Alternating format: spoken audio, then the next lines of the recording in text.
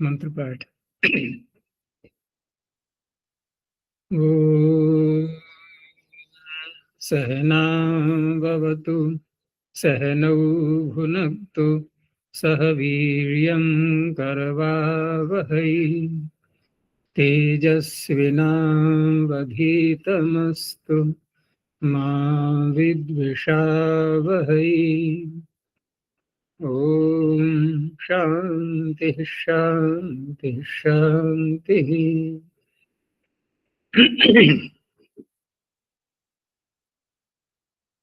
काशिका की 119वीं कक्षा, चतुर्थ अध्याय प्रारंभ हो चुका है और 3 सूत्र हमने देखे थे। पहले कोई प्रश्न है?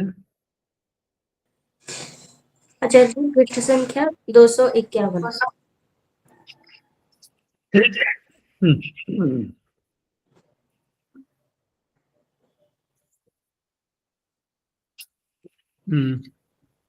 इसमें ये वाक्य है, वृद्धा वृद्धा वर्ण, इसमें तत्संप्रत्ययार्थम प्रातिपदिका ग्रहण करते हैं। वाक्य भी पूरा स्पष्ट नहीं। देखो, यदि न्याय प्रातिपदिका सूत्र नहीं कहा जाएगा, ठीक है ना, तब ये समस्या क्या क्या आ सकती है उसका परिगणन किया है इन्होंने।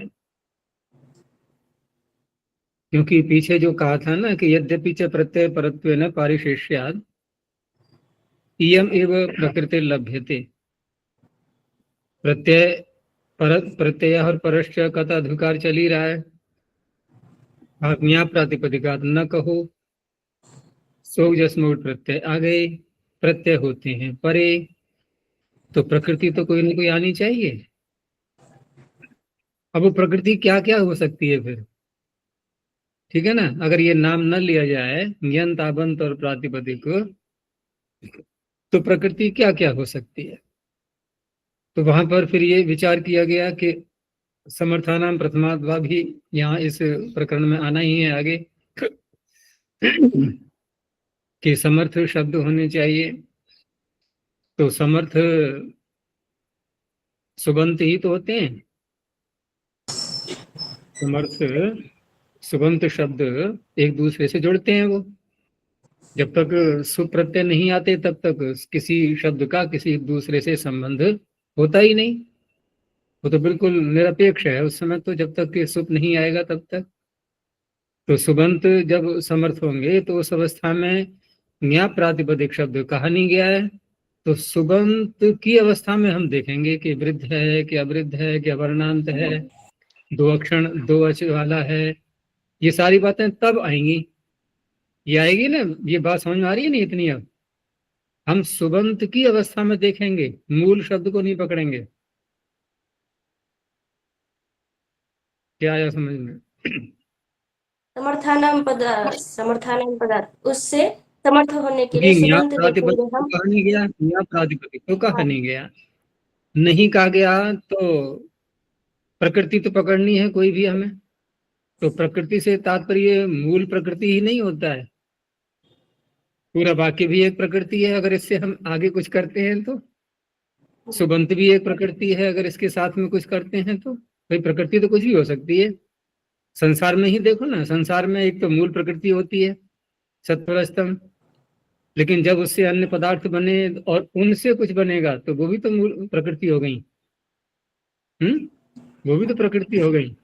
तो इस तरह से यहाँ प्रकृतित्व कहाँ देखा जाएगा फिर, क्योंकि समर्थानाम सूत्री बैठा हुआ है, तो हम सुबंतों में देखेंगे प्रकृतित्व, और सुबंत की अवस्था में ही ये लक्षण घटाए जाएंगे फिर। तो उदाहरण देखो ना, ऐसे दिए थे पद्मंजरी में। जैसे वृद्ध का था उदीचाम वृद्धाद गोत्रा, ठीक है ना, यहाँ से प्रारंभ हुआ।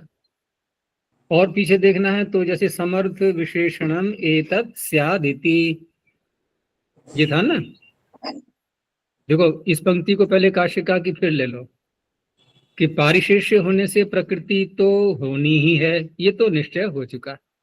तथापि मेरे की समस्या कहाँ आनी है अब, कि वृद्ध अवृद्ध अवर्ण स्वर द्वैज लक्षण प्रत्यय विधौ, इन सब सूत्रों से जब प्रत्यय का विधान किया जाएगा तो वहां पर प्रकृति कौन सी होनी चाहिए, तत्संप्रत्ययार्थम ज्ञा प्रातिपदिक ग्रहणम कर्तव्यम, आपको करना होगा, इतर था ही नहीं तो क्या होगा फिर कि समर्थ विशेषणम एतत् स्यात्। ये जो वृद्ध वृद्ध आदि शब्द है ना, ये समर्थ के विशेषण बनेंगे फिर। और समर्थ का तात्पर्य सुबंत, बिना सुबंत बने समर्थ नहीं होता, पड़ती है मस्तिष्क में बात ले आओ, जब तक सुबंत नहीं बनेगा समर्थ बनेगा ही नहीं। क्योंकि समर्थता हम दूसरे के साथ घटाते हैं ना, दूसरे के साथ में तभी संबंध जुड़ेगा जबकि सुबंत शब्द हो। अकेला हमने बालक शब्द बोल दिया, बस पड़ा हुआ है बेचारा, वो कहाँ जोड़े हैं उसको किसी से नहीं जुड़ेगा। तो इस तरह से यहाँ पर अब जो पद्मंजलि की पंक्ति है कि समर्थ विशेषणम एतत् स्यादिति, अब आगे खोला इन्होंने कि समर्थानाम प्रथमाद्वा इत्यधिकारात्, इसके अधिकार होने से समर्थ का विशेषण ये बनेंगे सारे शब्द। तो किंच समर्थम, समर्थ किसको कहा जाएगा कि सुबंतम। और समर्थ विशेषण सती को दोष है, दोष क्या आएगा, अब एक एक करके दिखाते हैं ये। कोदी चामृद्धाद गोत्रादिति फिन फिन कहा गया इससे। तो इह च प्रसज्येत ज्ञानाम ब्राह्मणानाम अपत्यम, ज्ञानाम सुबंत है ये, और नामी से हमने किया दीर्घ उससे। हाँ, तो यहाँ पर दीर्घ करने से आदि अच वृद्धि हो गया। और वैसे शब्द क्या है ज्ञा, वो तो नहीं है, वहां तो आदि अच वृद्धि नहीं है, यानी कि ज्ञा वृद्ध नहीं है, ज्ञानाम वृद्ध हो गया। अब कहां से कहां पहुंच गई बात, अब कहां देख रहे हैं हम वृद्धता, वृद्धत्व कहां देख रहे हैं, सुबंतों में। तो ज्ञानाम ब्राह्मणानाम अपत्यम यहाँ तो प्राप्त हो जाएगा, ठीक है ना, एतद् ही समर्थम वृद्धम। और यह च न भवत यह च न स्यात् ज्ञयो ब्राह्मणो, ज्ञयो में कहाँ है, ज्ञयो में आदि अच वृद्धि नहीं है। यानी कि प्रत्येक स्थिति जो लक्षण घटाएंगे हम, ये सुबंतों में देखा जाएगा। ये आपत्ति आएगी अगर आप ज्ञा प्रातिपदिक शब्द नहीं बोलोगे तब। आगे ऐसे ही घटा लेना, और बस यही तात्पर्य है। तो अच्छा इस जी, तरह से तत्संप्रत्यार्थम तत्संप्रत्यार्थम का तात्पर्य है कि प्रकृति कौन सी होनी चाहिए, सुबंत प्रकृति होगी या कि मूल प्रकृति पकड़ेंगे हम ज्ञा प्रातिपदिक ये। तो तत्संप्रत्यार्थम अर्थात उस प्रकृति का बोध कराने के लिए, क्योंकि पीछे कहा था ना कि प्रकृति तो प्राप्त हो ही जाएगी, पारिशेष्य होने से प्रत्यय परे हो रहा है तो हो तो जाएगी, लेकिन वो बात कहाँ जाके लगेगी फिर, सुबंतों में। सुबंत को प्रकृति माना जाएगा उस अवस्था में। और जब आप कह दोगे ज्ञा प्रातिपदिक, अब ये प्रकृति मानी जाएगी। तो ज्ञानाम में प्रकृति क्या मानी जाएगी, अब ज्ञानाम को नहीं, प्रातिपदिक पकड़ा जाएगा इसमें ज्ञा। बस इस तरह से आगे घटाएंगे।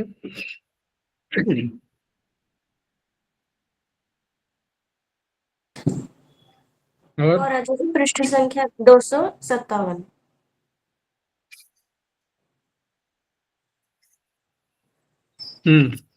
ये भी विप्रतिषेध है, यह भी समझ लेना किंच। अच्छा देखो, पीछे से देखना होगा। क्या ग्रहण क्यों किए, उसका ये बात यहाँ से उठी थी कि अथ ज्ञाप ग्रहणम किम, इसकी क्या आवश्यकता है, किम माने किमर्थम, ठीक है ना। क्योंकि आप प्रातिपदिकात इतना ही कह दो, तो प्रातिपदिकात इतना कहने से प्रातिपदिक ग्रहणे लिंग विशिष्टस्यापि ग्रहणम, और लिंग विशिष्ट तो ञ्यंत और आबंत हो गए, ये प्रातिपदिक से ही तो बने हुए हैं ये ञंत और आबंत, और लिंग विशिष्ट हो गए, इनका ग्रहण हो जाएगा। आप इनको क्यों बोल रहे हो अलग से, केवल प्रातिपदिकात इतना अधिकार आपको करना चाहिए। तो बताया कि आप इस परिभाषा का जो अर्थ कर रहे हो ऐसे नहीं है। नहीं तदस्ति स्वरूप विधि विषय परिभाषा इयम, स्वरूप यानी कि किसी प्रातिपदिक शब्द का उच्चारण करके, जिसका नाम प्रातिपदिक है उसका उच्चारण यदि सूत्र में किया गया है तो उस अवस्था में वह शब्द लिंग विशिष्ट का भी ग्रहण कराता है। और यहाँ जो प्रातिपदिकात सूत्र बनेगा तो प्रातिपदिकात ये संज्ञा है या कि प्रातिपदिक जिसकी संज्ञा की गई है वो संज्ञी है? संज्ञा है।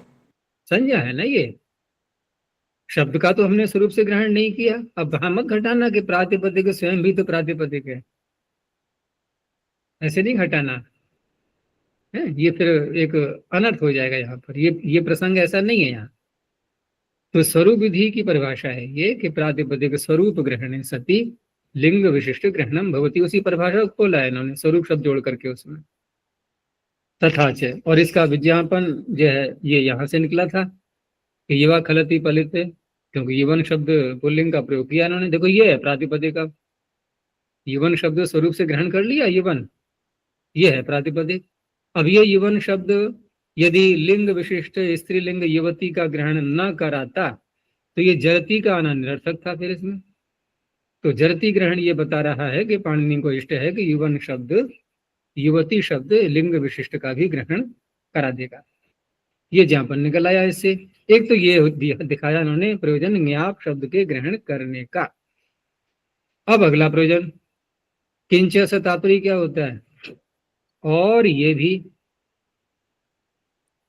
कहीं कहीं किंच आता है ना तो थोड़ा जोड़ने के लिए और अतिरिक्त, एक तो हमने दिखा दिया आपको प्रयोजन, ठीक है ना, और दूसरा क्या है कि तदंतात तद्धित विधानार्थम न्याय ग्रहणम।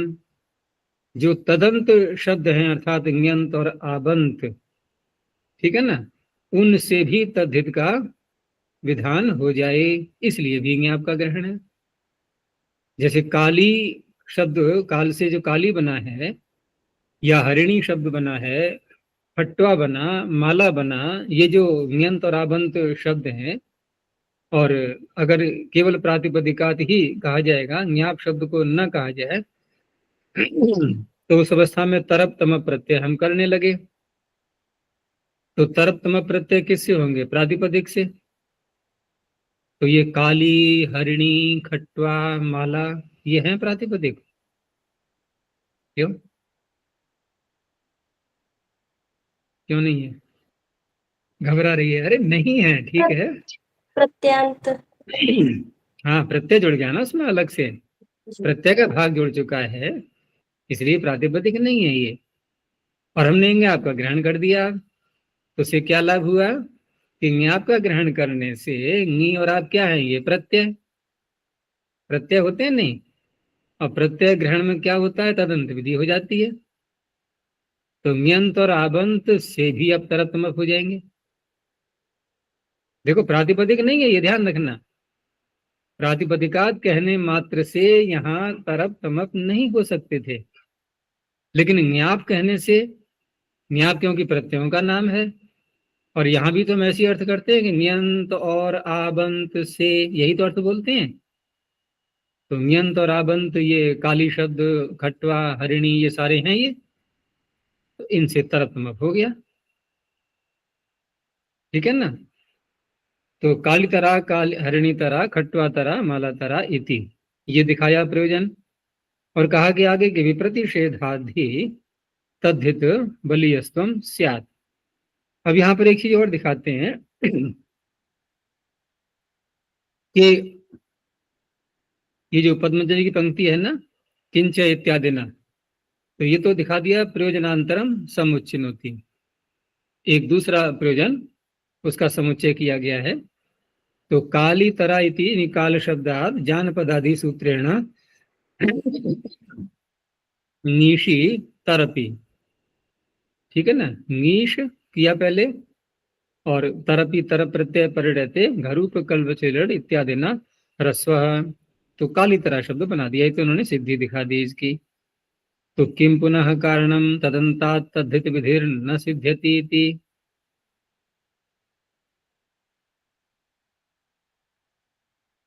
तो यहाँ पर कारण क्या है कि ये तदंत से तद्धित विधि सिद्ध नहीं हो रही है? क्योंकि शब्द कहा जाएगा केवल प्रातिपदिकात के प्रातिपदिक से होता है, तो प्रातिपदिक से होता है तो ङियंत आबंत को आप क्यों नहीं ग्रहण करेंगे।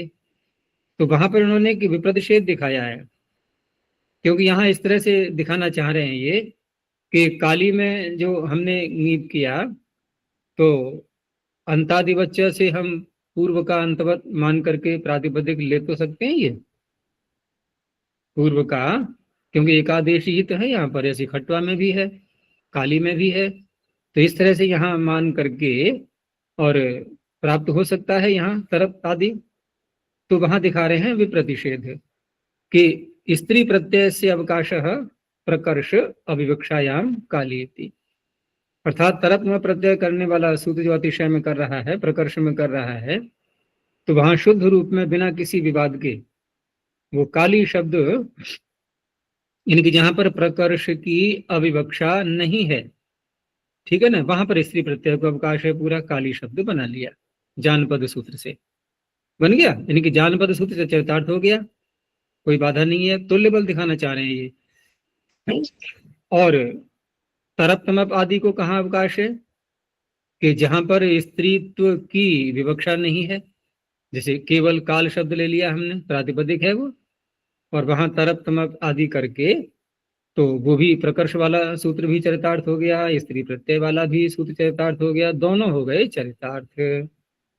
अब क्या हुआ, अब स्थिति आई उभय विवक्षायाम, अब यहाँ पर हमें दोनों की विवक्षा है, प्रकर्ष की भी विवक्षा है और स्त्री प्रत्यय की भी विवक्षा है। कहाँ, काली तरह में, काली में स्त्री प्रत्यय आ गया और प्रकर्ष में भी प्रत्यय लाना है, तो उस अवस्था में क्योंकि प्रकर्ष करने वाला, प्रकर्ष में प्रत्यय करने वाला, स्त्री प्रत्यय करने वाला, दोनों सूत्र तुल्य बल वाले हैं, तो विप्रतिषेध होने पर किसका नंबर आएगा, पर वाले का ही आएगा। तो परत्वात् तद्धितः स्यात्, पर होने से तद्धित होगा, स्त्री प्रत्यय नहीं हो पाएगा, अर्थात काली से आप तरफ नहीं ला सकते, क्योंकि स्त्री प्रत्यय का अवकाश काली में हो गया और तरफ को अवकाश वहां हो गया कि काल तरह, जहां पर स्त्री प्रत्यय नहीं है, लेकिन स्त्री प्रत्यय ला करके आप तरफ करना चाह रहे हो, अब संभव नहीं हो पाएगा, क्योंकि परे आप स्त्री प्रत्यय की प्राप्ति हो रही है, तरफ की भी प्राप्ति हो रही है, तो परे होने से कौन सा होगा पहले तरफ हो जाएगा, स्त्री प्रत्यय नहीं आ पाएगा।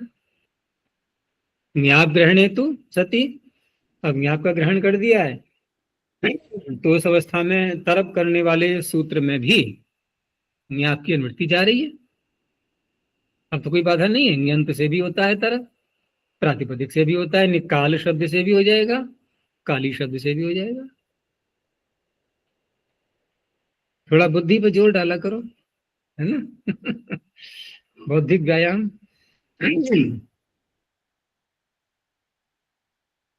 हो गया। चलो आगे देखते हैं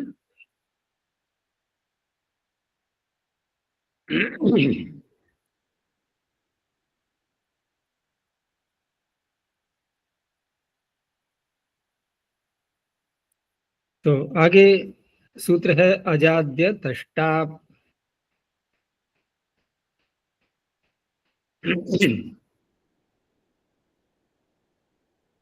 इसमें वृत्ति अधिक दिख रही है क्योंकि गण भी तो है ना साथ में, इसलिए। तो अजाद्यतः, ये तो प्रसिद्ध पता ही है हमें, आजादी स्वर आदि वाला नहीं, अज आदि गण हो गया और अतः अकारांत, दो प्रकार के इसमें शब्द लिए गए हैं। तो अजादिभ्य प्रातिपदिकेभ्यो अकारांताच प्रातिपदिकात् स्त्रियां टाप प्रत्ययो भवति। अब इसमें अनुबंधों पर विचार करते हैं कि टाप में जो पकार लगाया गया है, इसके दो प्रयोजन, स्वर का कार्य भी कर सकते हैं हम अन्धातो सुपितो, और दूसरा सामान्य ग्रहण के लिए। तो सामान्य ग्रहण का तात्पर्य कि जहां जहां पकार आ रहा है, टाप डाप चाप, सभी का ग्रहण हो जाएगा, और यहां से पकार हटा दें तो, यहां से हटा दें तो टाप डाप चाप, जहां पर आप शब्द कहा गया है ना केवल, जैसे हल्गी आप दीर्घात तो हल्गी आप हमें आप कह दिया, ठीक है ना। तो आपसे अब इस टाप का ग्रहण हो जाएगा, इसमें पकार न लगाएं तो डाप और चाप का हो जाएगा। तो सामान्य में ये बेचारा बाहर निकल गया ना, ये सामान्य की श्रेणी में नहीं आ पाया, तो सामान्य ग्रहणार्थ है। तो कहा ठीक है चलो पकार लगा दो, तब तकार को तो हटा दो। अब क्या होगा, देखो पिछले वाली स्थिति में क्या था, इस टाप का ग्रहण नहीं होता, डाप और चाप का हो जाता। दूसरी स्थिति में क्या होगा, अब इसी का ग्रहण होता, उन दोनों का नहीं हो पाता।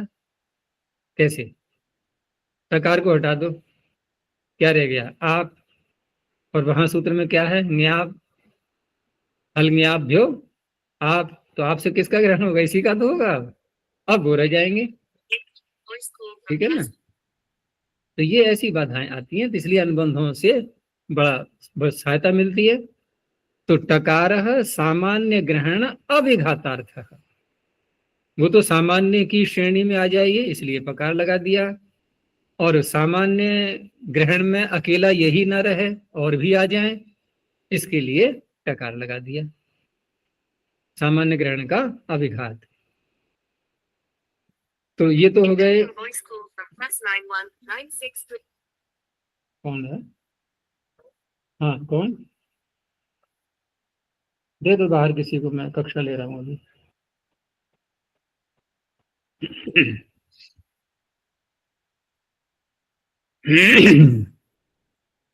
तो अजा, ईडका, कोकिला, चटका, अश्वा, खट्वा, देवदत्ता।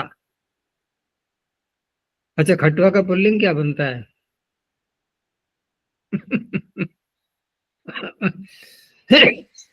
औरों का तो मिल जाएगा, अजा का अज, ईडका का हो जाएगा कोकिला, कोकिल, चटका का इसका भी नहीं मिलता, चटक बोलते हैं क्या, जो जो पुंस जो पुल्लिंग चिड़िया होती है उसको बोलते हैं क्या, चटक। ये भी प्रयोग में नहीं आता।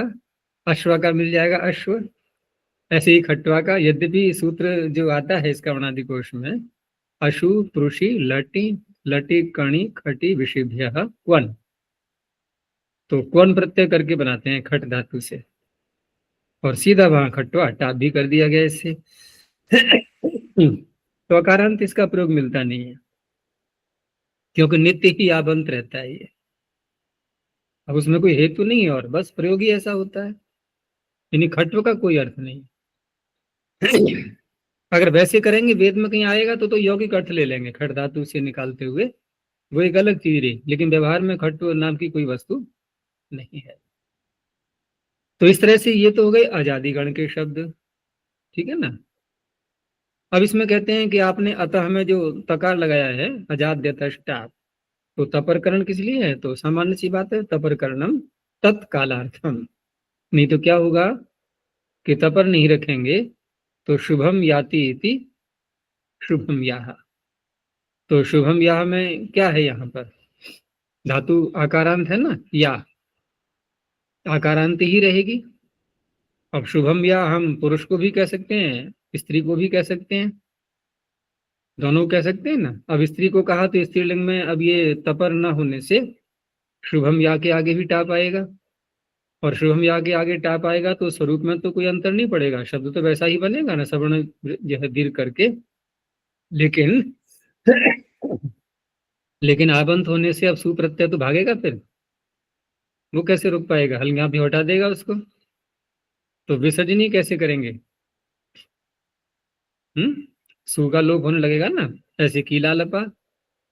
लेकिन यहाँ ये शब्द स्त्री को कह रहे हैं और फिर भी सुप्रत्यय का विसर्जनीय दिखाई दे रहा है हमें, तो शुभम याह ब्राह्मणी, कीलालपाह ब्राह्मणी, और पुरुष में भी ऐसी आएगा, शुभम याह ब्राह्मण कीलालपाह ब्राह्मण, वहां भी ऐसे ही बनेगा, अंतर नहीं आएगा कोई भी, क्योंकि यहाँ पर टाप हुआ ही नहीं है। तो ये तपर का लाभ हो गया, हल्ङ्याभ्य इति सुलोपः स्यात्। अब ये आजादी गण में जो शब्द पढ़े हुए हैं, उन शब्दों के विषय में विचार करते हैं कि ये क्यों पढ़ना पड़ा है, क्योंकि अतश टाप अकारांत से टाप तो कह ही दिया, तो ये अज शब्द स्वयं अकारांत है तो टाप तो हो ही जाना था अतश टाप कह करके, फिर भी ये सब पढ़े हुए हैं। तो उसमें कारण यह है कि भिन्न भिन्न स्त्री प्रत्यय और प्राप्त हो रहे थे, उनको बांधने के लिए यहाँ पर अजादि गण में उनको पढ़ा गया है।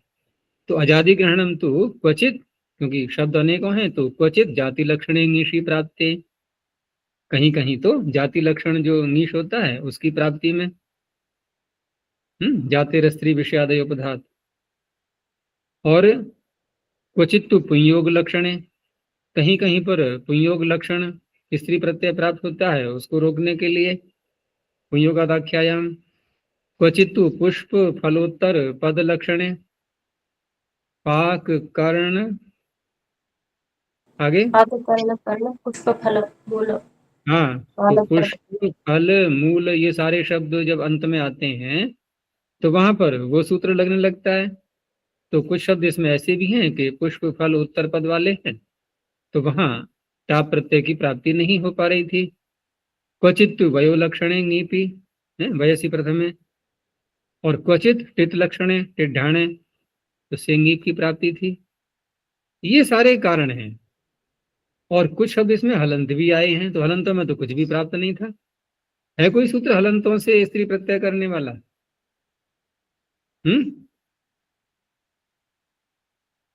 यही है,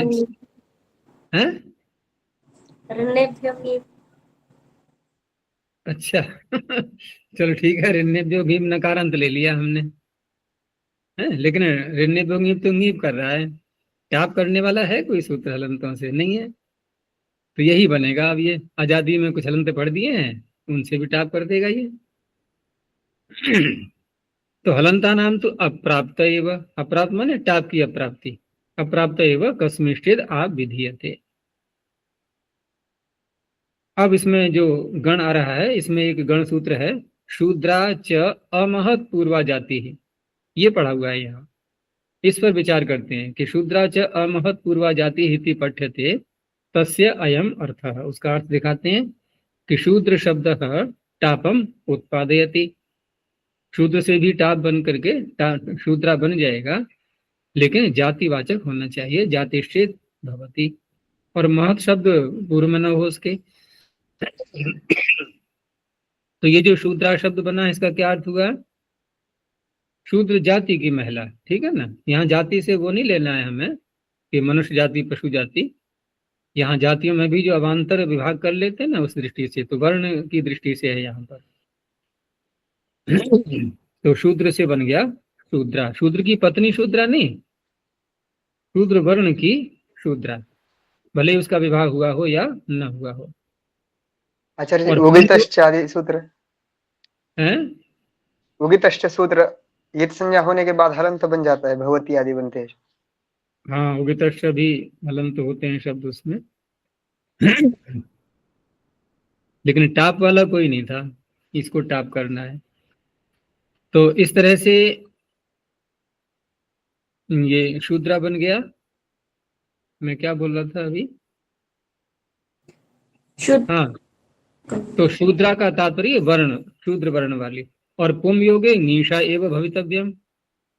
अब मान लो शूद्र की पत्नी शूद्रा है, तो वहां कैसे करेंगे? तो वहां तो पुम योग होने से ही हो जाएगा, ठीक है ना, पुंयोगादाख्यायाम। तो पुम योग होने से नीश हो जाएगा, तो शूद्र से भार्या शूद्री, अब वहां शूद्री बनेगा, शूद्रा नहीं बनेगा। पत्नी है तो शूद्री, और केवल वर्ण ही कहा जा रहा है तो शूद्रा। महत्पूर्व से प्रतिषेध, अब महा लगा दिया, समास कर दिया, तो उस अवस्था में फिर महाशूद्री वो भी ऐसे ही बनेगा। वहां भी ये जो गण सूत्र है ये टाप को नहीं होने देगा आगे कहा कि महाशूद्र ये शब्द है क्या? तो कहा महाशूद्र शब्दों ही आभीर जाति वचना। अब आभीर जाति कौन सी है, ये सब खोज के विषय हैं। कोई रहा होगा ऐसा विभाग कुछ लोगों का, तो आभीर जाति में शिक्षा का वहां प्रचार कम रहा होगा, तो उस तरह से वो बिना पढ़े हुए लोग जो हैं वो इस तरह से कहे जाते रहे होंगे, तो वहां महाशूद्र शब्द का प्रयोग मिलता है। तो तत्र तदंत विधिना टाप प्राप्त प्रतिषिध्यते। तो गण सूत्र में जो है ना अमहत पूर्वा, तो यहाँ तदंत विधि से टाप की प्राप्ति हो जाती। तदंत विधि का तात्पर्य कि शूद्र शब्द जिसके अंत में है उससे भी टाप हो जाएगा, तो उसकी प्राप्ति हो रही थी, इसलिए अमहत्पूर्वा वार्तिक में उसमें गण सूत्र में कह दिया। और तदंत विधि कैसे प्राप्त होती है यहाँ पर, ये भी विचारणीय विषय है ना, कि तदंत विधि आप ग्रहण करोगे कैसे, प्रत्यय में तो हो जाता है तदंत विधि, तो उसकी परिभाषा दे रहे हैं यहाँ पर कि ग्रहणवता प्रातिपदिके न तदंत विधि ही। हाँ, ये निषेध कर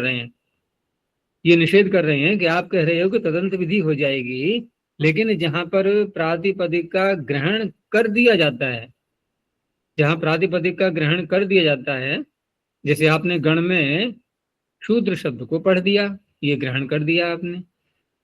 अब ग्रहण करने के बाद उस प्रातिपदिक के साथ में तदंत विधि नहीं होती है, अर्थात वो जिसके अंत में है उससे भी प्रत्यय होने लगे, ऐसा नहीं होता है।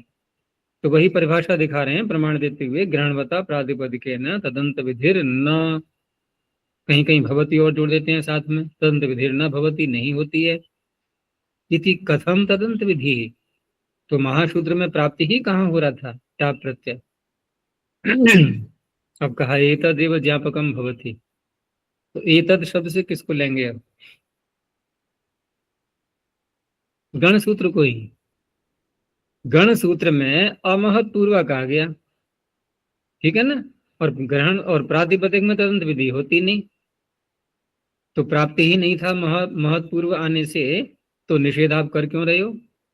तो निषेध करना ये बता रहा है, ये ज्ञापक है इस बात का कि इस प्रकरण में, स्त्री प्रत्यय के प्रकरण में, इसका मतलब टाप वाले प्रकरण में नहीं, पूरे स्त्रीयाम के अधिकार में, इस प्रकरण में प्रातिपदिक यदि ग्रहण कर भी दिया गया है तब भी वहां तदंत विधि हो जाती है। उससे और भी लाभ होंगे, अब वो दिखा रहे हैं आगे।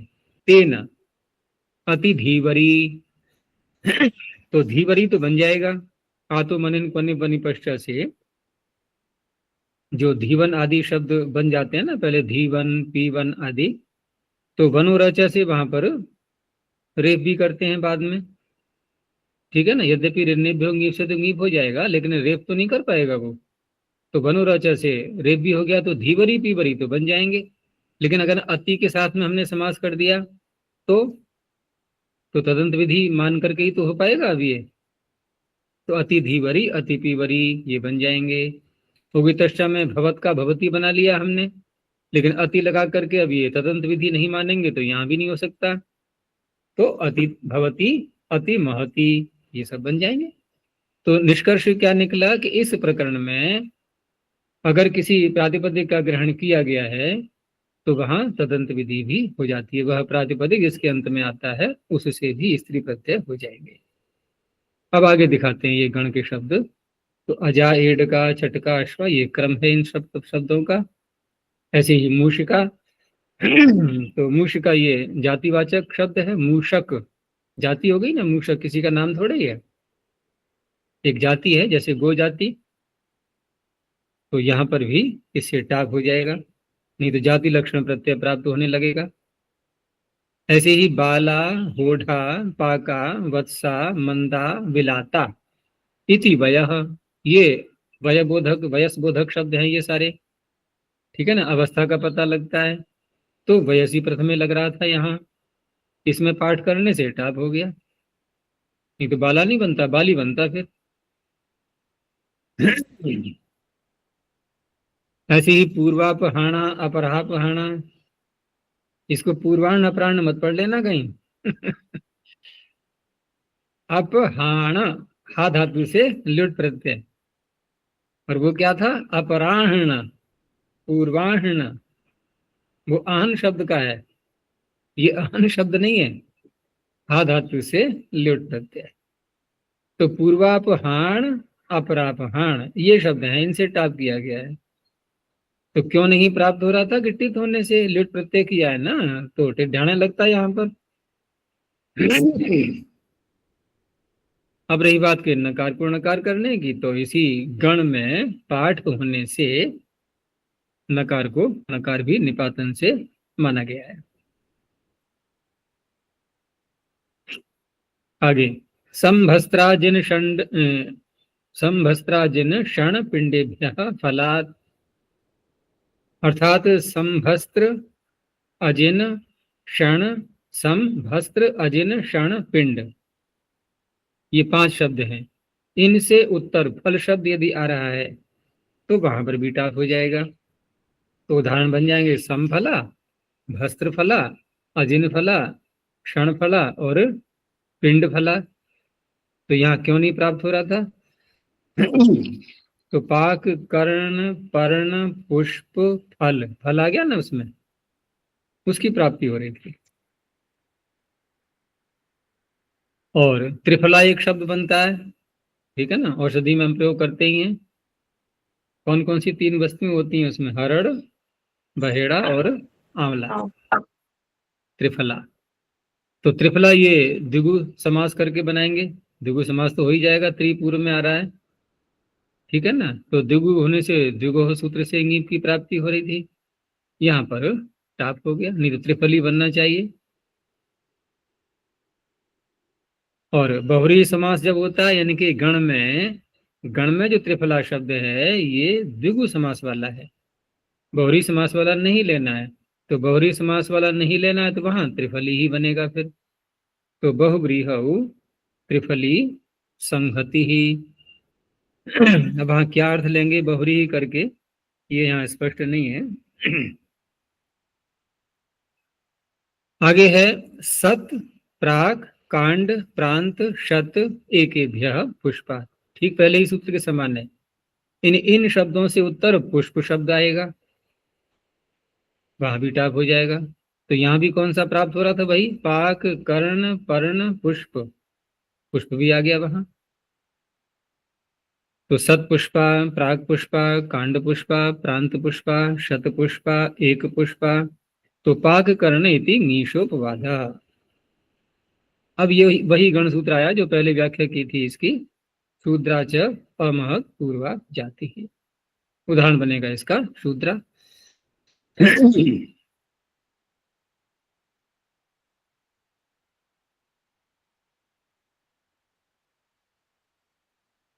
आगे कृंचा, उष्णिहा, देवविषा, ये है देखो हलंत। कृंच, उष्णिह, देवविष। तो यहां पर भी टाप हो गया, प्राप्त नहीं था। ज्येष्ठा, कनिष्ठा, मध्यमा। ज्येष्ठा, कनिष्ठा, मध्यमा, ये पुम योग, पुम के योग से यहाँ पर टाप की प्राप्ति नहीं हो रही थी, तो इसलिए यहाँ पर ये टाप का विधान कर दिया गया इनका पाठ करके। और कोकिला जो शब्द है ये जातिवाचक है, तो जातिवाचकों में भी टाप नहीं हो पाता, इसलिए पाठ किया गया है। वहां जाते रस्ती विषादे उधा सूत्र लगना चाहिए था। और मूला नयः, मूल शब्द का जो पाठ यहाँ माना जाएगा तो वो नए समास के साथ में, नए पूर्व में उसके होगा, यानी कि नए से उत्तर मूल शब्द से टाप। तो मूला नयः, तो अमूला ये बन जाएंगे। तो ये सारा यहाँ पर ये अजादि गण का पूरा विवरण आ चुका। अब आगे देखते हैं। ऋन्नेभ्यो ङीत बहुत प्रसिद्ध सूत्र है और विशेष कोई बात इसमें है नहीं। तो ऋकारांतेभ्यो नकारांतेभ्यश्च प्रातिपदिकेभ्यः स्त्रियां ङी प्रत्ययो भवति। अब जैसे टाप में जो बातें थी वही बात यहाँ पर भी हैं, सारी जोड़ लो। जो कहा है वो देख लो, जो नहीं कहा है वो भी समझ लो। क्या नहीं कहा है सम बताओ। जैसे ngकार का तो कर लिया वर्णन, नकारः सामान्य ग्रहणार्थः। नहीं तो ङाभ्यो सूत्र में हम किसको ग्रहण करते फिर? इसमें ngकार न पढ़ें, ई पढ़ दें तो ये तो रह गया बाहर, केवल ङीश और ङीन आ पाते वहां।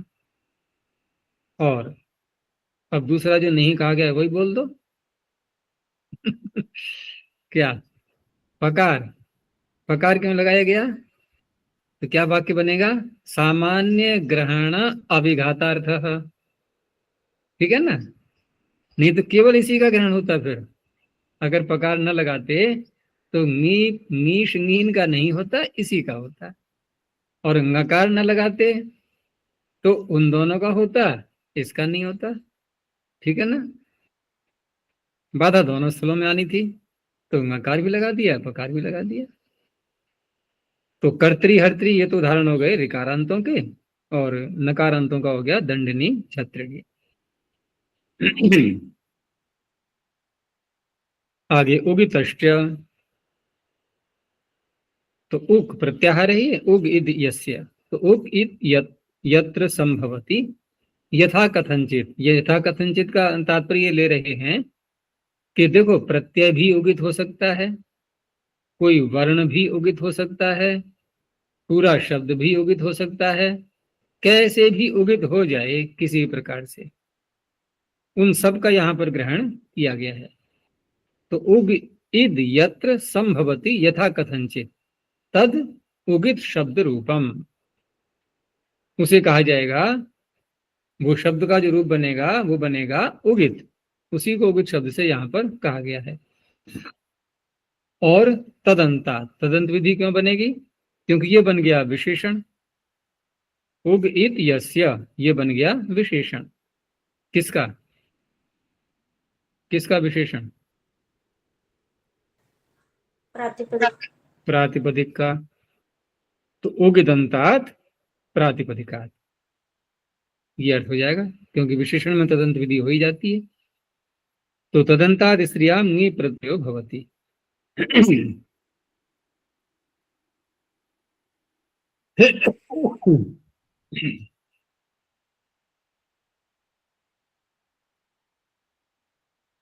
तो इस तरह से भवती शब्द, ठीक है ना, तो भू धातु से डवतो प्रत्यय करके बनाएंगे। तो वैसे देखें यहाँ पर तो उगित क्या है? भवत शब्द उगित है या डवतो प्रत्यय उगित है? भवत उगित है। हम्म, भवत शब्द उगित है। अच्छा, डवतुप नहीं है।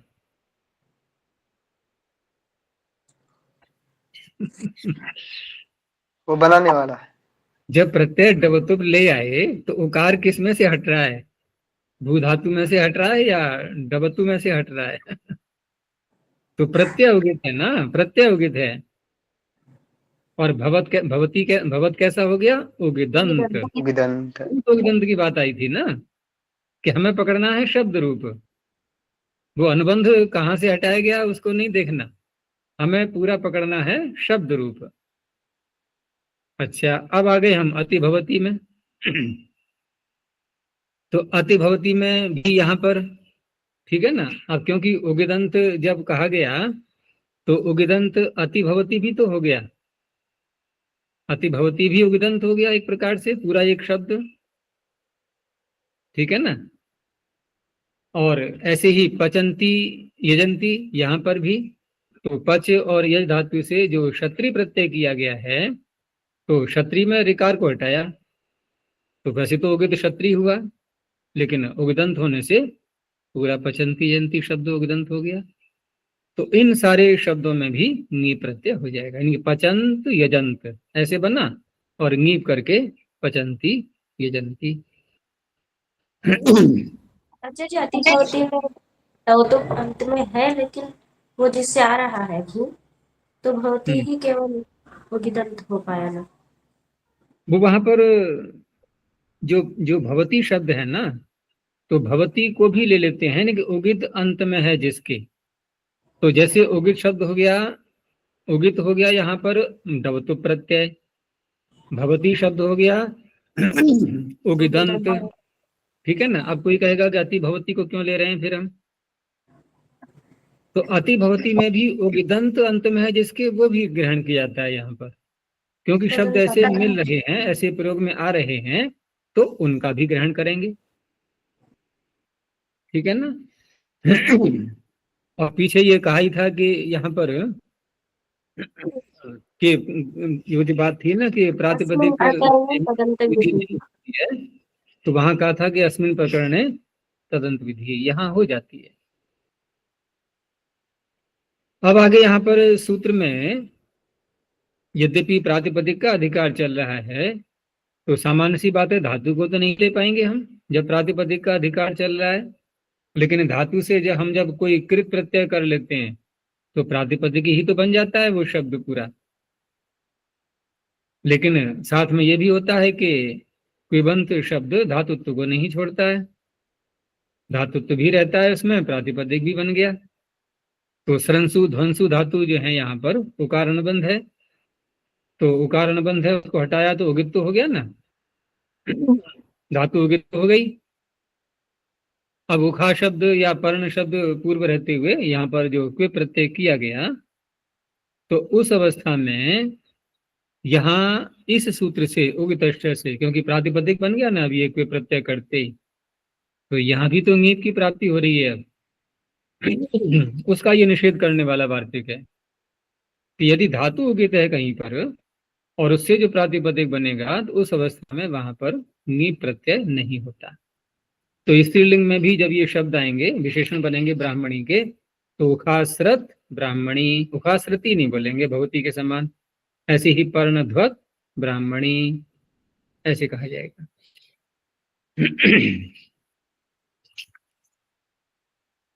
अब जब ये कह दिया कि उगित धातु को लेना ही नहीं है, तो फिर समस्या आ गई है प्राची प्रतीति उदीची में।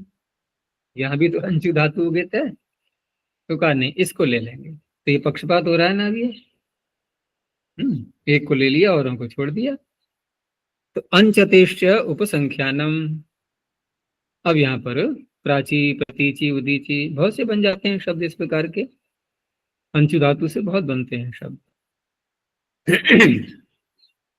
आगे वनोरच, अब ये वनोरच सूत्र यद्यपि कहा तो ये गया है इसकी वृत्ति में कि ङीप भी होता है रेफ भी होता है, लेकिन वास्तव में ये रेफ के लिए है। ङीप तो ऋण्यभ्यो ङीप से ही सिद्ध हो जाएगा।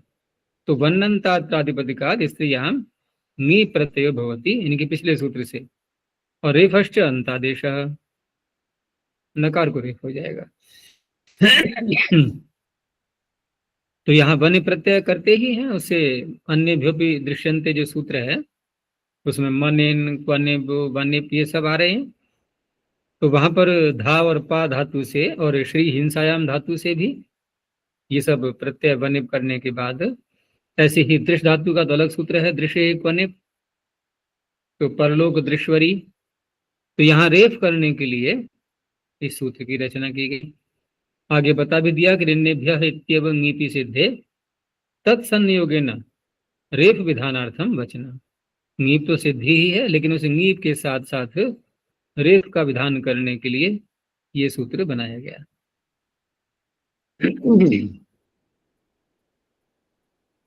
इनके शब्दों के जो अर्थ हैं धीवरी पीवरी शर्वरी, तो धा धातु से जैसे बनाएंगे तो स्त्रीलिंग में आ रहे हैं शब्द ये, तो कार्य करने वाली जो प्राय महिलाएं होती है ना, तो कभी कभी आजीविका के लिए भिन्न भिन्न घरों में जाकर के कार्य करती हैं, तो उनके लिए प्रयोग में आता है ये।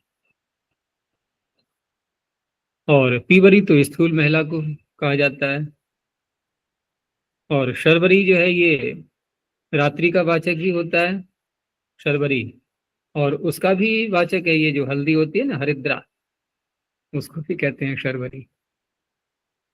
अब यहाँ धातु का अर्थ मत घटाने लगना, श्री हिंसायाम, और घटाना भी है तो कोई बात नहीं है, हल्दी बहुत से रोगों का नाश करती है, औषधि है ना। आगे कहा वनो न हर्षः।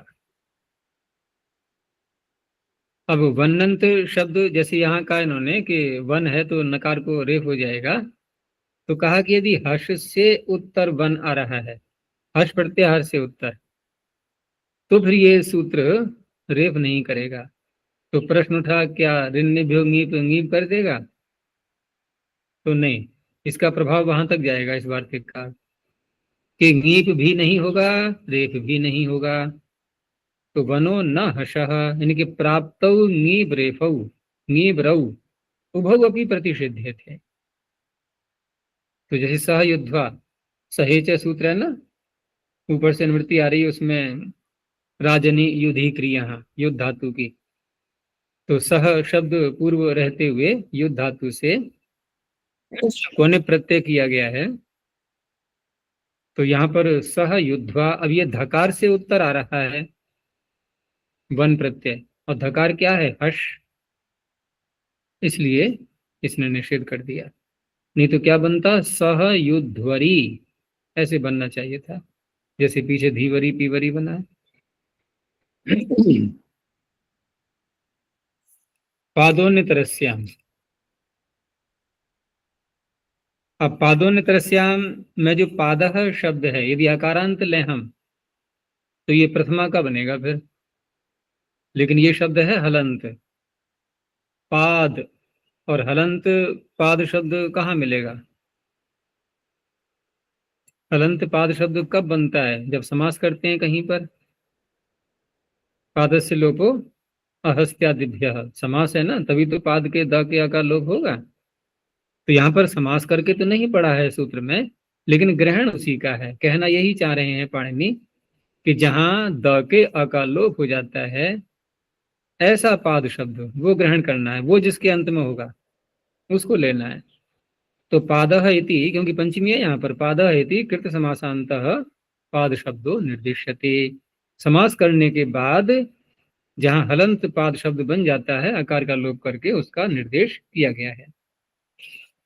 तो पादंता प्रातिपदिकात् अन्यत्रस्याम स्त्रियाम ङी प्रत्ययो भवति। तो द्वौ पादौ, क्या बोल रहे हैं आगे, यस्य या यस्याः। यस्य यस्य, तो ये पुल्लिंग में कर रहे हैं प्रत्यय सूत्री है, यस्या यस्याः, लेकिन गलत यस्य भी नहीं है भाई। दो पैर हैं तो मनुष्य को द्विपाद नहीं कह सकते क्या? कह सकते हैं, लेकिन ये विकल्प है ना यहाँ स्त्रीलिंग में। स्त्री को द्विपाद भी कह सकते हैं, द्विपदी भी कह सकते हैं, और पुरुष को केवल द्विपाद ही कहा जाएगा। तो दो पादौ यस्य वो भी शुद्ध है, लेकिन इस प्रकरण में तो संगत नहीं होगा वो। इस प्रकरण में यस्याह कह करके हमें समझाना है। तो द्वौ पादौ यस्याह, तो द्विपाद और द्विपदी।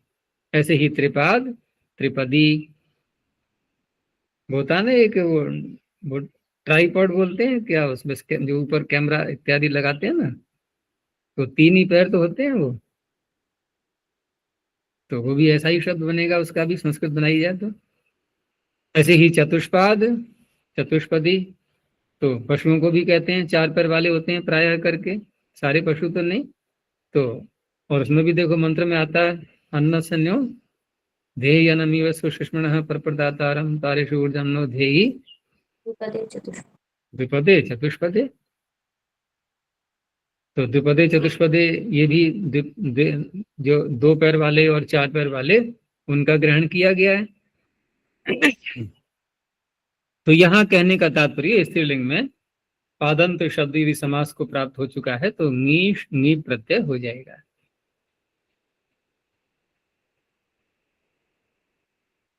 इसको पीडीएफ फाइल को भी देख लिया करो। चलो आगे है टाब ऋचि। तो टाब ऋचि, यहाँ पर ऋचि शब्द कहा गया, अर्थात वेद में जो ऋचाएं होती हैं उनके लिए, और पाद की पीछे से अनुवृत्ति ले ली गई है, पादः इत्येव, क्योंकि ऋचाओं में भी तो पाद होते हैं ना। तो कितने पाद वाली ऋचा है ये, उनका बनता है विशेषण ये शब्द। तो ऋचि इति अभिधेय निर्देशः, ऋचि में जो सप्तमी आ रही है ये अभिधेय के रूप में सप्तमी है यहाँ पर। अर्थात यदि शब्द के द्वारा द्वि का और पाद का या त्रि का पाद का समास किया जाएगा तो उस शब्द के द्वारा अभिधेय कौन होना चाहिए? ऋचा। उस अवस्था में ये सूत्र टाप करेगा। तो पूर्व सूत्र से तो ङीप की प्राप्ति हो रही थी, ठीक है ना, तो ङीप का ही अपवाद बन गया अभी ये। तो ऋचि वाच्यायाम पादंतात् प्रातिपदिकात् स्त्रियाम टाप प्रत्ययो भवति। तो ङीपोपवादः, तो द्विपदा ऋक्, दो पाद वाली ऋचा। तो द्वौ पादौ यस्याः, यहाँ भी ऐसे विग्रह करेंगे, और शब्द बन गया यहाँ पर द्विपाद। अब द्विपाद में ये द्विपदा कैसे हो गया? देखो पीछे क्या था, ये प्रश्न पीछे भी मुझे उठाना चाहिए था कि जिस पक्ष में हमने ङीप नहीं किया तो बना द्विपाद, जब ङीप कर दिया तो बन गया द्विपदी, होना क्या चाहिए था? द्विपादी। ये क्या हुआ? पादप। हाँ, तो पादः पद सूत्र का ध्यान रखना है हमें। और पादः पद सूत्र लगता है भस्य के अधिकार में। भसंज्ञा भी तो होनी चाहिए, तो भसंज्ञा तो हो ही जाएगी, ई आगे आ रहा है तो, या नहीं हो पाएगी? हैं? इस ई का ग्रहण होगा नहीं, कोई यसी भम सूत्र से स्वादी में आ गया। तो इसलिए ऐसे ही यहां पर देखो, अब क्योंकि तृतीया का प्रत्यय ले आए हम टा, और टा है आजादी प्रत्यय, तो आजादी प्रत्यय होने से भसंज्ञा हो गई। भसंज्ञा होते ही पाद के स्थान पर पदादेश हो गया।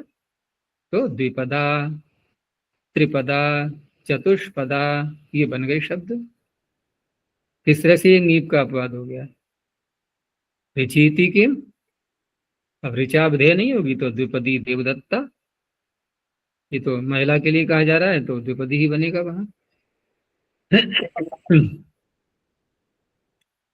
अब ये अपवाद सूत्र आया, तो अपवाद किसका बनेगा? ये शब्द का स्वरूप देख करके पता लगाना है, क्योंकि जिन शब्दों में ये निषेध कर रहा है स्त्री प्रत्यय का, वो शब्द कौन से हैं? षट संज्ञक हैं और स्वश्री आदि शब्द हैं।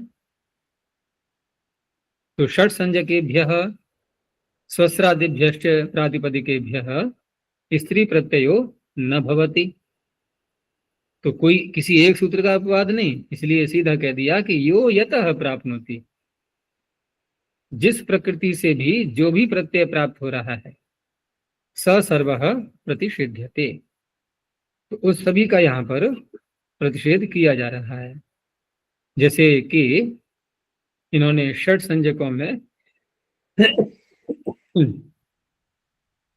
जैसे षणांता षट है, तो षट संज्ञा तो कितनों की होती है? जितना संज्ञा का अर्थ है। संज्ञा का भी तो अर्थ 6 होता है ना, तो कितनी यहाँ पर एक संयोग बन गया ऐसा कि संज्ञा भी षट है और शब्द भी 6 ही है वहां पर। तो 6 शब्दों में पंचन, सप्तन, अष्टन, नवन, दशन, 5 तो ये हो गए। छठा कौन सा है? शश। तो शश को भी ले लें यहाँ पर या नहीं, ये मेरा प्रश्न है। क्या शश से भी हम स्त्री प्रत्यय का निषेध करें या नहीं? करो निषेध, पहले प्राप्ति दिखाओ, दिखाओ कौन सा स्त्री प्रत्यय प्राप्त हो रहा है शश से?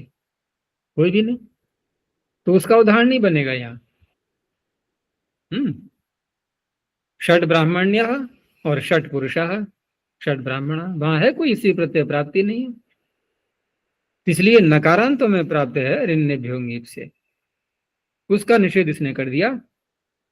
तो पंच ब्राह्मण्य, ऐसे ही सप्त ब्राह्मण्य, नव ब्राह्मण्य, दश ब्राह्मण्य, ऐसे बन जाएंगे।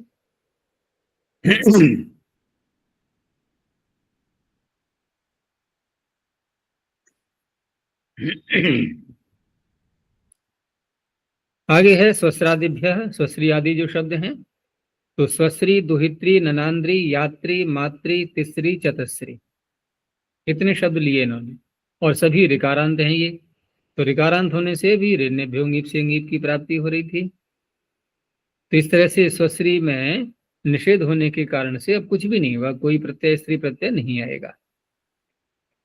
तो स्वसा, दुहिता, ननांदा, याता, मातृ से माता, तीसरी से तीसरा, चतस्रः, ये बहुवचन में ही आते हैं सदा, क्योंकि बहुत अर्थ में है। तो इस प्रकार के इनके रूप बनते हैं।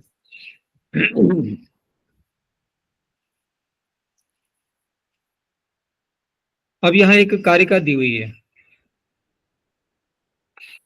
तो कारिका को समझो कि षट संज्ञानाम अन्ते लुप्ते, यहाँ पर षट संज्ञा में लेने वही 5 शब्द हैं, षष को मत लेने लगना।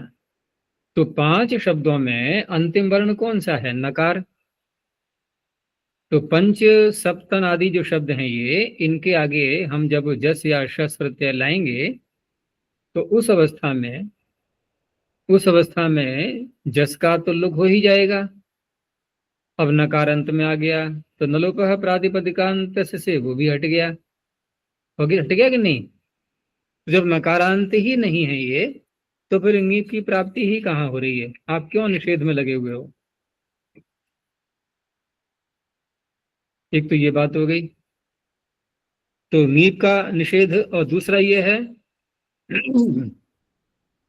दूसरा ये है कि जब अंत का नकार का लोप हो जाएगा तो शब्द बन गया, ये अकारांत बन गया कि नहीं? तो अकारांत बन गया, अजाद्य तष्टाप से टाप होना चाहिए था यहाँ। आपने निषेध तो कर दिया, क्योंकि प्रकरण चल रहा है यहाँ नीप प्रत्यय का, तो न षट सहस्राध्याय से आपने नीप का तो निषेध कर दिया, लेकिन टाप को कैसे रोकेंगे आप? अकारांत होने से टाप तो होना चाहिए। तो प्रश्न ये समझ में आ गया नहीं कि षट संज्ञा नाम अंते लुप्ते टाप उत्पत्ति ही कस्मान न स्यात्, अर्थात किस कारण से नहीं हो रहा है टाप, यहाँ पर उसकी उत्पत्ति क्यों नहीं हो रही है? अब समाधान दे रहे हैं। समाधान क्या दे रहे हैं कि प्रत्याहारात चापा सिद्धम।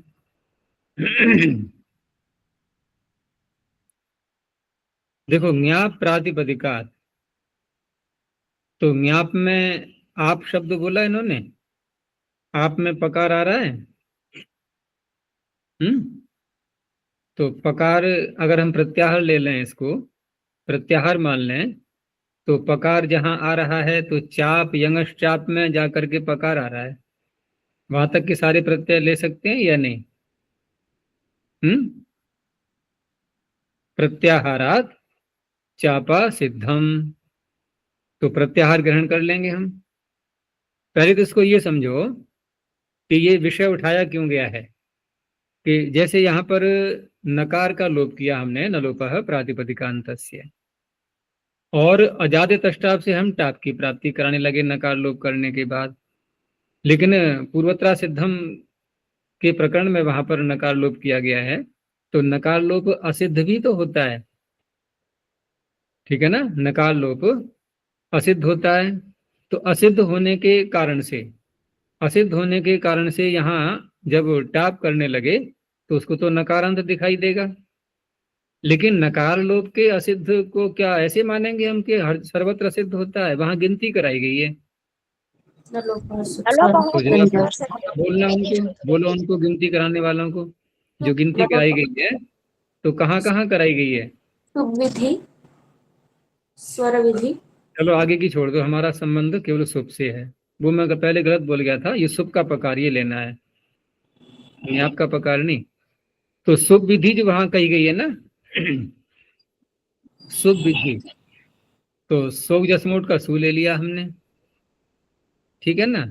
क्योंकि सुप विधि को यदि हम इतना ही रखेंगे, केवल 21 प्रत्यय ग्रहण करेंगे, तब तो समस्या आएगी, क्योंकि ये विधि यहाँ थोड़ी हो रही है, यहाँ तो फिर असिद्ध ही रहेगा, और असिद्ध रहेगा तो टाप की प्राप्ति ही नहीं होगी।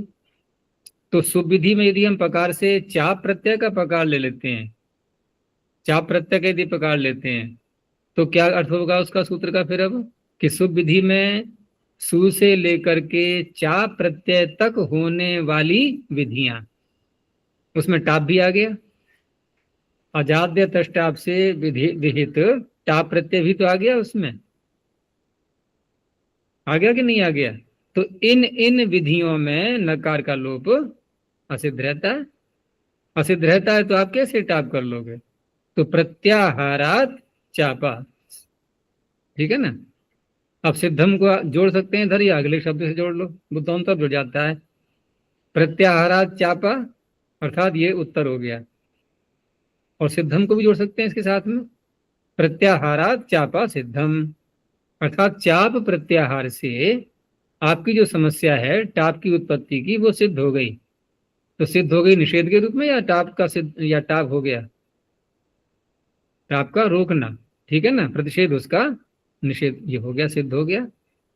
अर्थात सुप विधि से तात्पर्य हो गया सु से लेकर के चाप तक की विधियां, उसमें टाप भी आ गया। इतना समझ में आ गया तो आगे बढ़ूं मैं। जी। अच्छा, अब इन्होंने कहा कि अगर आप चाप के पकार तक प्रत्याहार लेते हैं, ठीक है ना, हमें कोई विरोध नहीं है, आप ले सकते हो इन सारी कार्यों को करने के लिए, लेकिन इससे होगा क्या फिर? कि दोषस्तु इत्वे, दोषस्तु इत्वे, जहां पर इकार का विधान किया गया है, तो इकार का विधान कहाँ किया गया है? जैसे शब्द बनाया हमने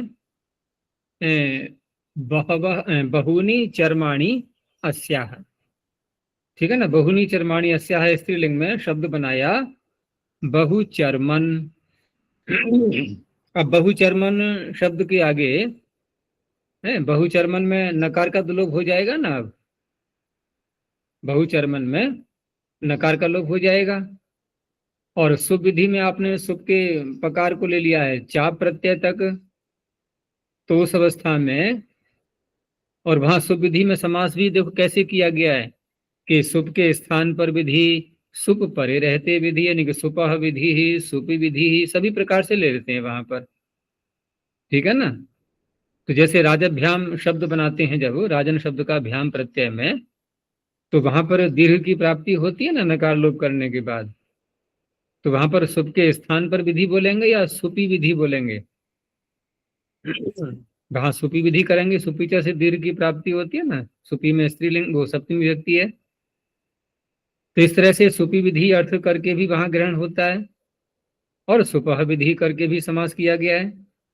तो ऐसे ही यहाँ पर भी कि टाप परे रहते, सुप परे रहते, ठीक है ना, ये भी तो अर्थ निकल आएगा उसका। तो उस अवस्था में वो सुप विधियां सारी कहलाएंगी। तो न लोप के असिद्ध होने के कारण से अब बहुचर्मन शब्द के आगे जब टाप लाएंगे, तो उस अवस्था में नकार का तो लोप हो चुका है, और वह नकार का लोप यदि असिद्ध हो जाए तो प्रत्यय स्थात का सूत्र लग जाएगा। हमें बनाना है देखो बहुचर्मिका, तो बहुचर्मिका बनाने के लिए प्रत्यय स्थात का सूत्र से इकार तो करना ही है, लेकिन वो इकार करने में शर्त क्या रखता है अपनी? वो आकार किससे पूर्व होना चाहिए? प्रत्यय स्थात कात, क से पूर्व होना चाहिए। तो क से पूर्व है बहुचर्मन, और क आगे टाप है, क प्रत्यय करके ना, बहुचर्मन क, और नकार हो गया यहाँ पर असिद्ध, तो म में जो अ है ये क से पूर्व कहाँ आएगा? नहीं आएगा ना, अर्थात यहाँ पर भी नकार का लोप असिद्ध रहेगा, तो अकार ककार से पूर्व नहीं मिलेगा, नहीं मिलेगा तो प्रत्यय स्थात का सूत्र इकार नहीं कर पाएगा। तो दोषस्तु इत्वे, अर्थात चाप के पकार तक यदि आप प्रत्याहार बढ़ाओगे अपना, तो उस अवस्था में प्रत्यय स्थात का सूत्र से इकार आदेश नहीं हो पाएगा। दोषस्तु इत्वे, ये दोष दिखाया इन्होंने इकार करने में, ठीक है ना। तो इसलिए यहाँ जो सूत्र, जो वार्तिक का अर्थ किया गया था ना, नहीं इसका, हाँ, न षट सहस्रादिभ्यः जो हम अर्थ कर रहे थे, तो यहाँ जो भी कार्य कहा जा रहा है, इनके निषेध जो किया जा रहा है स्त्री प्रत्ययों का, ये केवल ङीप की ही बात नहीं है, अर्थात पंचन या सप्तन आदि शब्दों में ऋण्यभ्यो ङीप से जो ङीप की प्राप्ति हो रही है, केवल हमें निषेध यहाँ तक ही नहीं रखना है, अपितु स्त्रियाम के अधिकार में जो कुछ भी कहा गया है उन सब का निषेध करना है इस सूत्र से।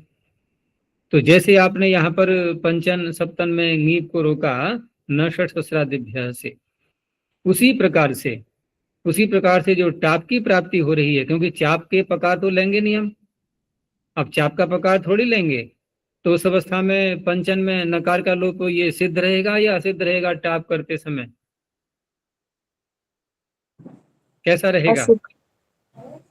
असिद्ध। फिर गलती हो रही है।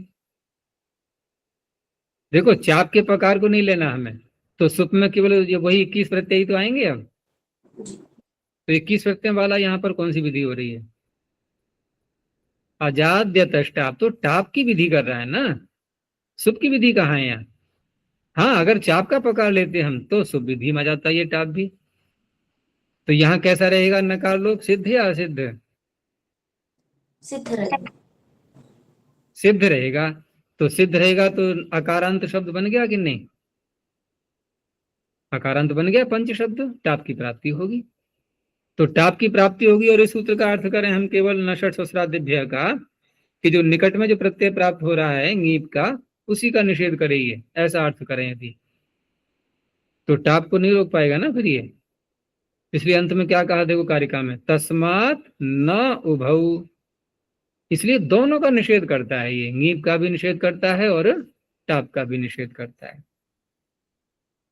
फिर समझो एक बार कि षट संज्ञानाम अंते लुप्ते, अंत माने नकार का लोप करने पर टाप की उत्पत्ति जो प्राप्त हो रही है अजादे तष्टाप से, ये क्यों नहीं आप कर रहे। ये प्रश्न क्यों उठाया जा रहा है, ये मान करके कि नषट सस्रादिभ्य केवल ङीप का निषेध करता है। क्योंकि एक सामान्य सा परिभाषा सुनी होगी कि अनंतरस्य विधिर्भा भवति प्रतिषेधो वा, निकट वाले को पकड़ते हैं ना, तो ङीप चल रहा था, ङीप का प्रकरण तो उसी को यहाँ पर निषेध करेगा ये, उसी का। तो उसका समाधान करने के लिए इन्होंने वो प्रत्याहार सुविधि में मान करके, चाप चाप से पकार का प्रत्याहार बना करके, और वहां सुविधि में नकार लोप को असिद्ध ठहराया इन्होंने। असिद्ध मान करके वो टाप का निषेध करना चाह रहे थे, लेकिन उससे एक नई समस्या खड़ी हो गई कि बहुचर्मिका में एकार भी रुकने लगा, फिर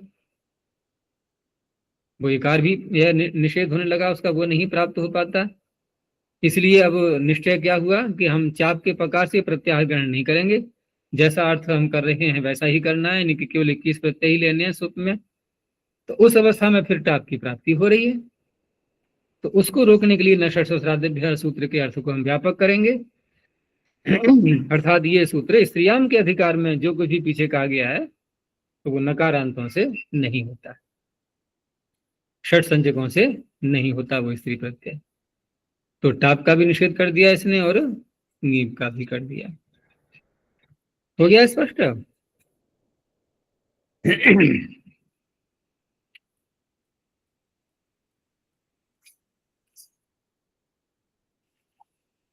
आगे मनः, तो मनन्तात प्रातिपदिका,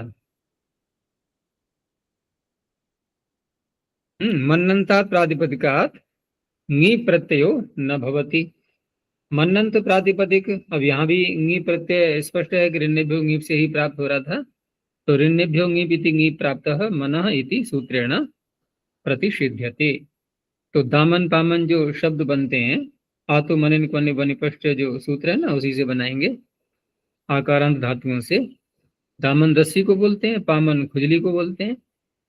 तो दामा दामानव दामानः, ङी प्रत्यय नहीं हुआ और भी कोई प्रत्यय नहीं होगा। ऐसे ही पामा पामानव पामानः। एक बात यहाँ और आ रही है, एक परिभाषा भी दी हुई है साथ में इन्होंने, और ये परिभाषा पीछे हम कई बार बोल भी चुके हैं, पता नहीं किस किस प्रसंग में आई थी, कि अनेनस्मिन् ग्रहणानि, अन इन अस मिन, चार शब्द हैं, अन इन अस मिन।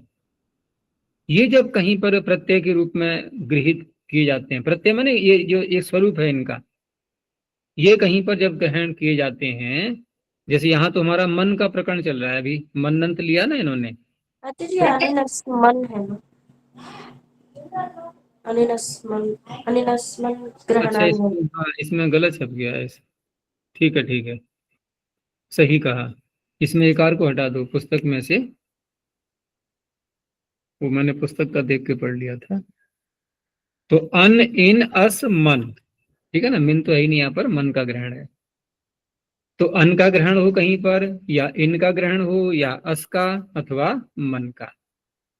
तो ये जो शब्द हैं ये निरर्थक और सार्थक दोनों प्रकार के गृहीत किए जाते हैं, अर्थवता च अनर्थकेन च तदंत विधिम प्रयोजन। यानी किसी के अंत में यदि आ रहे हैं तो वो चाहे निरर्थक हो या सार्थक हो, दोनों प्रकार के शब्दों को ले लेंगे। जैसे यहाँ मन कहा है इन्होंने, तो दामन पामन में तो सार्थक है ये, क्यों?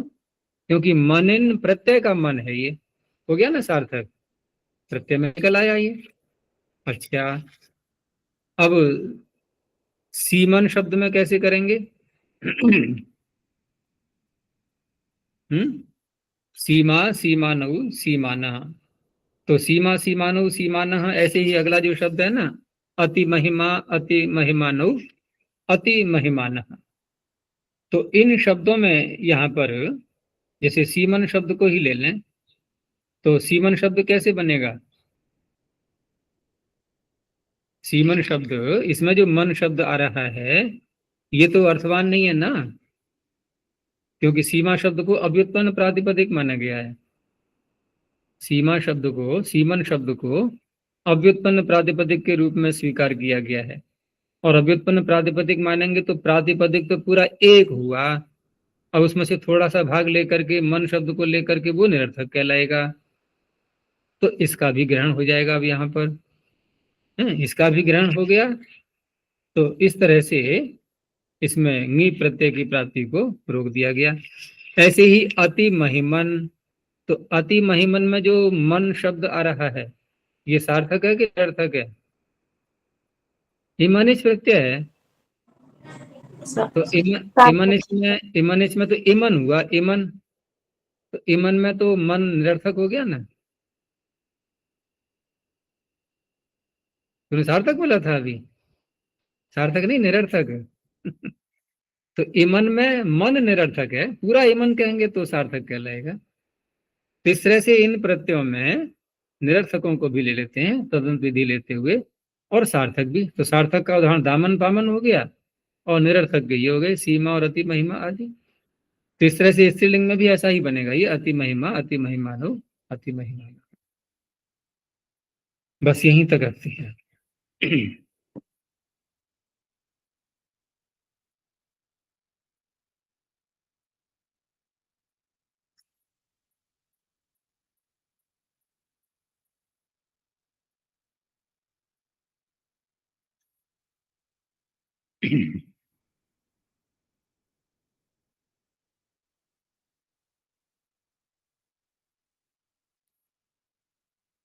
प्रणोध्वनि। ओ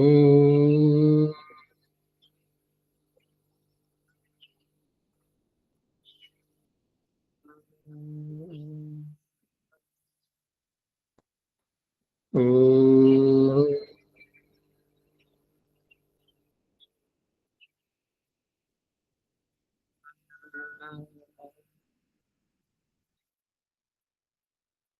ओ